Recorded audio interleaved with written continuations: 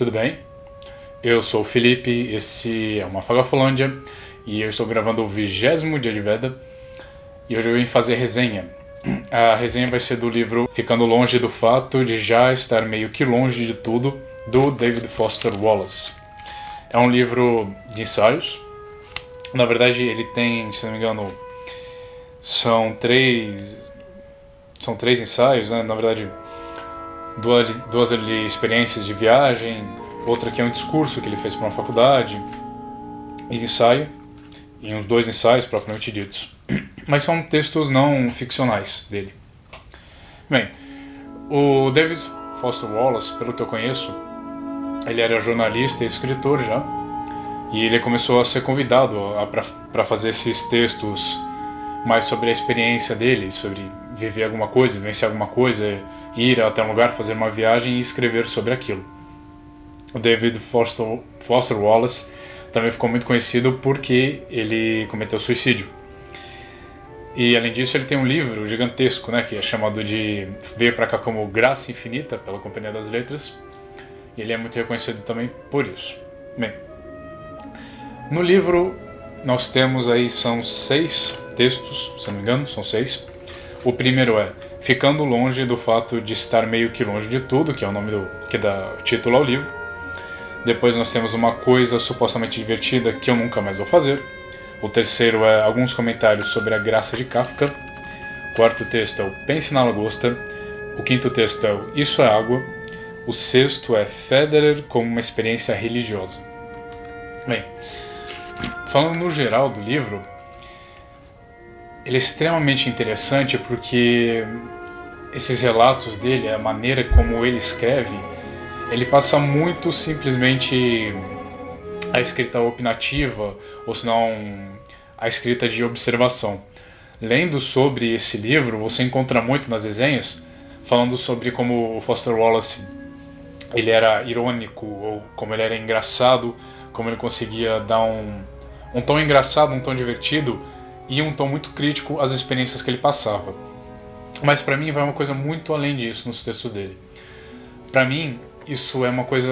Ele tinha uma habilidade muito impressionante de conseguir passar a visão dele através do texto. Ele conseguia, mais do que ver tudo simplesmente porque ele queria fazer uma coisa crítica, porque ele queria fazer uma coisa opinativa sobre aquilo que ele estava vendo e escrevendo.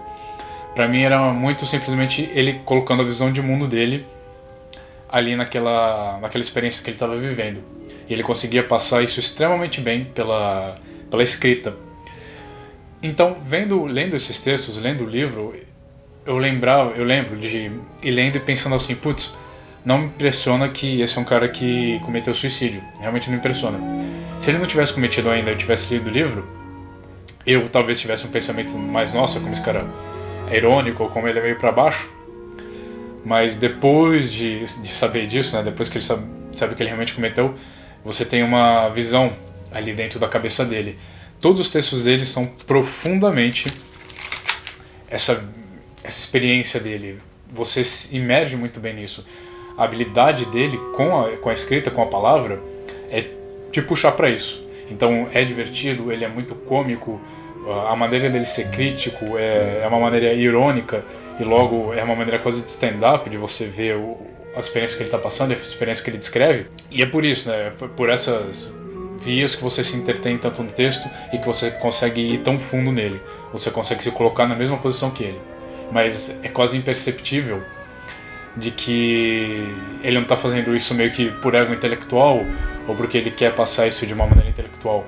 Eu realmente acredito que ele fazia isso porque era uma veia dele, era simplesmente como ele via as coisas, era simplesmente como ele escrevia. Me parece que é muito verdadeiro tudo que ele escreve. Falando um pouco mais de cada texto, ou ficando longe do fato de estar meio que longe de tudo, é sobre a visita que ele fez numa feira estadual de Illinois. Essas feiras estaduais acontecem nos Estados Unidos, no interior, e elas estão ali para meio que divulgar a produção que está acontecendo no interior, toda essa parte agrícola. Os Estados Unidos têm um interior agrícola, produtor, extremamente forte. Eles têm uma cultura extremamente enraizada dentro daquele interior. Então ele está lá vendo a vida interiorana, ele vai relembrar muito sobre a infância dele, é uma coisa muito de lembrança. mas ele coloca também uma visão muito crítica, como eu já falei, em cima de tudo que ele vê. Então ele está vendo aquele espaço e ele está vendo como se organiza, como que é uma questão de interior, então você está longe de tudo já, mas você está meio que mascarando esse fato, criando uma coisa tão grande, tão cheia de pessoas e às vezes tão sem significado para ele. E também como essas questões elas vão dar tanta importância a certos aspectos da vida americana, como o consumismo exagerado, essa coisa da produção exacerbada, e também da maneira como as pessoas estão ali, com a maneira que elas vivem, como que é a mudança de comportamento delas, ou senão como o comportamento dessas pessoas ele aflora dentro desse tipo de espaço. Esse texto eu não me lembro tão bem dele, mas ele vai falar um pouco sobre, por exemplo, ele coloca como aquela indústria está sendo suportada por empresas como o McDonald's e outras grandes ali do ramo de alimentos.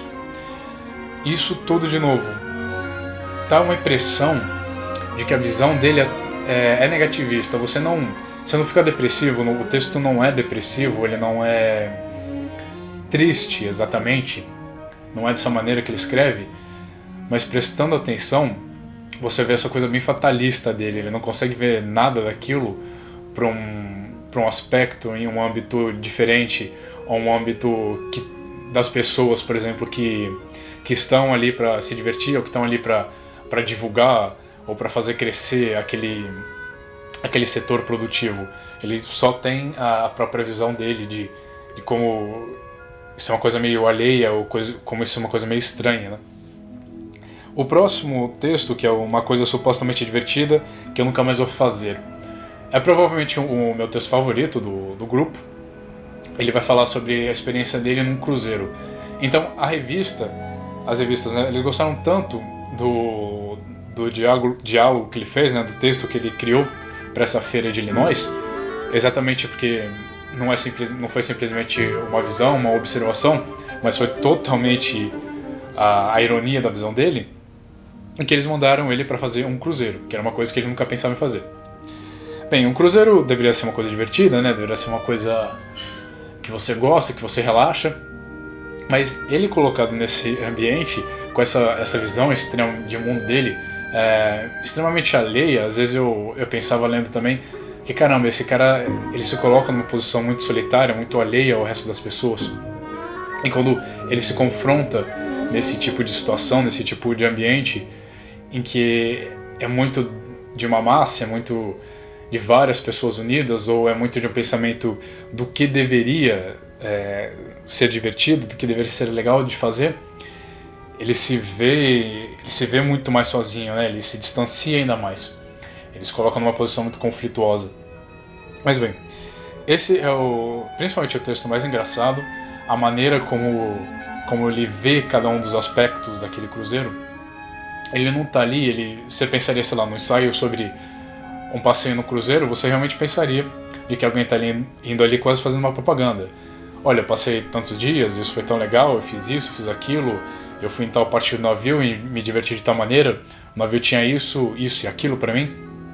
Na verdade, na visão dele, ele coloca coisas bem diferentes de que você não pensaria. Duas partes que eu nunca vou esquecer na vida é de como quando ele chega no navio e ele quer uma determinada mala dele, da bagagem, um determinado pedaço, e ele não quer esperar para chegar ainda no quarto, né? Ele precisava daquilo de alguma maneira, porque ele queria se afastar das pessoas. Ele vai até a área onde a bagagem está sendo guardada e resolve pegar essa malinha, essa valise dele. Quando isso acontece, um determinado funcionário vai até ele e diz: não, senhor, tudo bem, eu pego para o senhor, eu vou com o senhor e levo até suas acomodações. E ele rejeita isso, ele fala que não, que tudo bem, até a hora que ele consegue dispensar esse funcionário do navio e leva a própria valise. Algumas horas depois, ele vai receber a visita de algum tipo de superior do navio que cuida dessa área dos hóspedes, e esse cara ele está se desculpando pelo estorvo dele ter que carregar a própria mala e dizendo que ele vai punir de alguma maneira aquele funcionário. A outra parte que eu me lembro é como ele decide testar as acomodações, digamos, os funcionários do navio.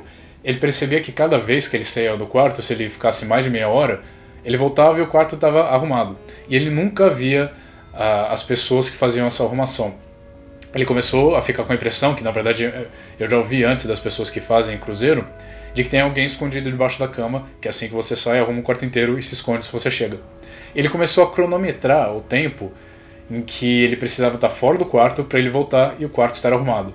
E ele realmente nunca encontra essa pessoa. Mais do que esses relatos, o interessante é ver a maneira como ele escreve isso, como ele descreve. Porque é uma coisa extremamente pessoal dele, é uma coisa que, por enquanto, eu realmente só vi na escrita dele. É extremamente interessante de acompanhar e de se imergir junto dele. Depois tem aquele que é um ensaio mesmo, né? Alguns comentários sobre a graça de Kafka, em que ele vai falar exatamente como que a graça no texto de Kafka, essa coisa engraçada, acontece, como não é uma coisa óbvia, não é uma coisa de realmente ficar rindo, é uma graça irônica, é uma graça trágica. E é muito bonito, você realmente vê Kafka por um novo ângulo, por uma nova matriz. E é uma coisa que eu vejo também no texto dele. É interessante que ele está falando de Kafka, mas eu acho que ele podia muito bem estar falando dos ensaios dele. Ele tem uma coisa, para mim, muito kafkiana nisso. É por isso que eu acho que impressiona muito, que é muito só a visão dele. É um texto interessante também pelo fato de ele dar uma certa crítica ali, né? Ou se não, colocar uma certa maneira de como que você pode ensinar isso. Se eu não me engano, ele foi professor universitário. É extremamente interessante você pensar em uma maneira de como, de repente, se ensinar clássicos, como passar clássicos, né? Para uma geração posterior. E como realmente ter uma visão diferente na vida. O quarto ensaio é o Pense na Lagosta, que ele foi para a festa da lagosta do Maine, que é basicamente uma festa sobre o preparo de lagosta, sobre a carne de lagosta. De novo, uma coisa dos Estados Unidos que de produção, eles têm uma festa inteira organizada só para falar ali do Maine, que tem uma produção já grande de lagosta, eles querem divulgar isso. E ele fala então sobre o método de preparação da lagosta, ele coloca uma visão crítica, uma visão talvez humanista, né? Você vai criticar esse negócio de fazer a lagosta, porque o método mais comum é você pegar o bicho vivo e colocar ele na panela de água fervente para ele morrer escaldado. E ele vai colocar essa visão. Ele foi levado para lá para falar da festa, mas ele vai colocar de novo a visão dele em cima disso. Ele vai colocar a maneira dele de se posicionar e escrever uma crítica. Depois, o quinto ensaio, Isto é Água. O Isso é Água, ele fez, na verdade, é um discurso que ele fez para os graduados de 2005 da universidade, não lembro qual era agora. Ele fez o discurso inicial. Esse discurso, para mim, mostra a inteligência desse cara. Eu fiquei extremamente impressionado com isso. É um discurso, então, para universitários, estão terminando ali o curso, e ele vai falar exatamente sobre isso. Sobre inteligência, para mim, sobre como é a inteligência, sobre como ver o mundo. Ele chama Isso é Água, porque no início do discurso dele, conta uma historinha. Ele fala que tem 2 peixes jovens nadando no mar, no aquário, e um peixe mais velho passa por eles e os cumprimenta. Ah, e aí, meus jovens, como é que está a água? Os 2 peixinhos continuam nadando um pouco mais quando um deles fala pro outro. Mas que diabos é água? Isso, então, para ver como ele quer passar, né? Como é difícil, às vezes, a gente enxergar o meio, enxergar a nossa volta, enxergar as coisas mais simples ou as coisas mais mundanas da vida. O que ele vai falar muito sobre isso, pensar sobre o óbvio, né? Então, ele fala muito sobre como a gente tem uma coisa de cabeça fechada, como a gente tem uma predisposição, uma pré-determinação de ser muito egoísta, porque nós vivemos dentro de nós mesmos, né? Toda a nossa vida, a gente vê com os nossos olhos, pelas nossas experiências, os nossos pensamentos, diferente dos pensamentos dos outros. É uma coisa direta, intrínseca nossa, a gente pensa e está lá com a gente não passa pelo filtro de alguém ter que falar, expressar a própria opinião. Ele tem uma coisa sobre, que ele fala, né, das artes liberais, das faculdades de artes liberais. Ele fala sobre o Teaching How to Think, que é um mote, ou um clichê ali dessas universidades, sabe, ensinar como a se pensar. Ele fala que isso, na verdade, apesar de ser um clichê, ele serve. Ensinar sobre pensar, na verdade, você controlar sobre o que você pensa. E para mim isso é inteligência, então. É o fato de como ele é inteligente, como ele passa essa questão da inteligência. É você perceber, você ter controle sobre o que você foca o seu pensamento, o que você foca a sua crítica, a sua atitude. Selecionar e saber o porquê você está selecionando aquele determinado ponto, o porquê você está pensando nele. E talvez ver mais de um aspecto, ver mais de um ponto, de repente, sabe, girar aquele conceito. E você vê os dois lados da moeda, você vê os 3, 4, 5 lados e repensar isso. E ele joga isso para como você vai repensar isso para sua vida, para o seu cotidiano, para o seu dia a dia. E como isso vai te influenciar, se você não ser simplesmente um boneco, uma marionete, você não viver uma vida só pelo aquilo que está programado na sua cabeça, pela sua vida que você teve ou pelas experiências que você teve. Então, basicamente que você não ser um robô, né? Ele falando desse pensamento crítico, essa outra maneira de ver a vida, você parar e exercitar, e é uma coisa difícil, você exercitar maneiras diferentes de se ver coisas diferentes, você selecionar e saber que você está selecionando aquilo, saber que você está pensando isso de uma maneira diferente, você não viver a vida de maneira robótica. É impressionante como é inteligente o texto dele, como ele passa isso de uma maneira inteligente. Mas de novo, dentro do texto dele, por exemplo, ele tem uma coisa muito fatalista, ele fala muito sobre suicídio, ele fala como isso é a única maneira de você conseguir passar a vida, chegar aos 40, 50, 60, sem a vontade de meter uma bala na cabeça. Ele expressa esse tipo de opinião muito. Dá pra ver essa coisa da visão dele fatalista. E o último texto é o Federer como experiência religiosa, que na verdade é uma crônica esportiva de tênis sobre uma partida entre o Federer e o Nadal. Também realmente não lembro muito desse texto, mas eu lembro que da maneira como é tudo bem escrita, como ele foge de uma crônica narrativa esportiva qualquer, como dando essa visão, esse twist dele, ele consegue, na verdade, um parecer de como a vida deve ser, experiência religiosa, ele coloca de maneira religiosa, ele coloca uma visão muito de realmente adoração, essa coisa do físico, essa coisa de como eles são treinados, como eles conseguem fazer aquela coisa do tênis, como é a partida alucinada entre os dois. Ele coloca de maneira muito impressionante, né? Se eu me lembro bem, ele tá impressionado. Então, ao invés de simplesmente comentar a partida de tênis, ele coloca a impressão que está sendo causada nele por aquele esforço físico, por aqueles dois atletas tão renomados. Tem o livro agora, mas eu vou com certeza comprar o livro. É uma reunião que o Daniel Galera fez desses textos dele, então não é um livro simplesmente traduzido do americano. Foram textos selecionados e traduzidos especialmente para esse volume. É uma coisa muito inteligente de se ter, você muda um pouco a perspectiva de vida. É difícil e extremamente interessante você achar um autor que consegue passar essa visão dessa maneira de mundo, da visão como ele é. Ele te faz ter um pensamento crítico muito maior.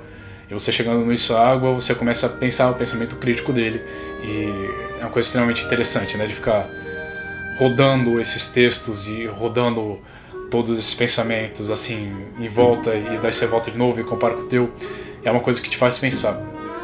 Acho que vai muito além daquilo que aquele mote que todo mundo deveria ter, de ser crítico ao quanto você lê. Ele te impulsiona, né? Ele te dá umas cutucadas a você ser crítico à maneira como você vê o mundo, como você lê o mundo inteiro e como você pensa isso, inclusive ao seu próprio pensamento.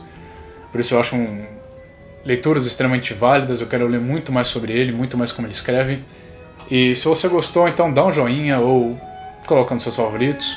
Tem veda todo dia, então você pode se inscrever no canal para ter todo em agosto, um vídeo todo dia, um pouco mais de setembro, porque eu comecei atrasado. Tem mais gente fazendo veda, Gabi do Viver para Ler, Denise do 100 anos de literatura, a Tati do País das Entrelinhas, a Olivia do Bíblia Conto. Eu também estou no Facebook com Mafagafalândia, o Instagram, que é o Mafagafo. Você pode me achar no Scooby e no Goodreads. Os links estão aí embaixo. Não deixa de ver o vídeo de segunda-feira, que foi uma discussão sobre opinião e liberdade de expressão e censura, e eu queria que vocês comentassem e me dessem ideias para a segunda-feira que vem. Bem, é isso então. A gente fica até a próxima. Um abraço.